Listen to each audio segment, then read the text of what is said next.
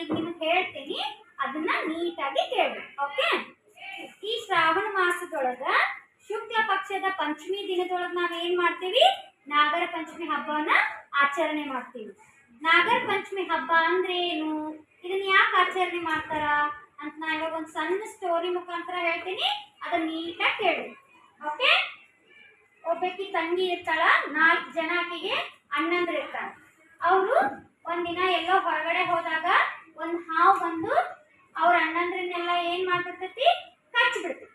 ಅವಾಗ ಆಕಿ ತಂಗಿ ಏನ್ ಮಾಡ್ತಾಳ? ಅತ್ಕೊಂತ ಹೋಗಿ ನಾಗಪ್ಪಗ ಬೇಡ್ಕೊಂತಾಳ. ಏನಂತಂದ್ರ, ನಮ್ಮ ಅಣ್ಣಂದ್ರೊಳಗ ಯಾರನ್ನಾದ್ರೂ ಒಬ್ಬರನ್ನ ಬದುಕಿಸ್ಕೊಡು, ನಾ ಯಾರನ್ನ ಅಣ್ಣ ಅಂತ ಕರೀಲಿ ಅಂತ ಹೇಳಿ ಅಳ್ತಾಳ. ಅದಕ್ಕ ನಾಗಪ್ಪ ಏನ್ ಮಾಡ್ತಾನ? ಆಕೆ ಅಳೋದನ್ನ ಕೇಳಲಾರ್ದ ಒಬ್ಬ ಅಣ್ಣನ್ನ ಮತ್ತೆ ಬದುಕಿಸಿ ಉಳಿಸ್ಕೊಡ್ತಾನ. ಆ ದಿನ ಯಾವ್ದಾಗಿರ್ತೈತಂತ? ಪಂಚಮಿ ಆಗಿರ್ತೈತಿ. ಅದಕ್ಕ ಆ ದಿನ ಏನ್ ಮಾಡ್ತೇವೆ ನಾವು? ಪಂಚಮಿ ಹಬ್ಬವನ್ನ ಆಚರಣೆ